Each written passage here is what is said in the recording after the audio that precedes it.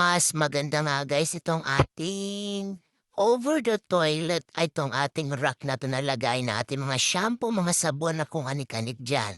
Kesa yung ipinapatong natin dito na pagkalaki-laki na ang hirap-hirap palinisin kasi istorbo. Eto guys ay may 3 layer yan. 3 layer yan. Pwedeng dalawa, pwedeng tatlo da. Depende na lang sa inyo pa anong gusto niyo. Kung gusto niyo ng tatlo o dalawa lang.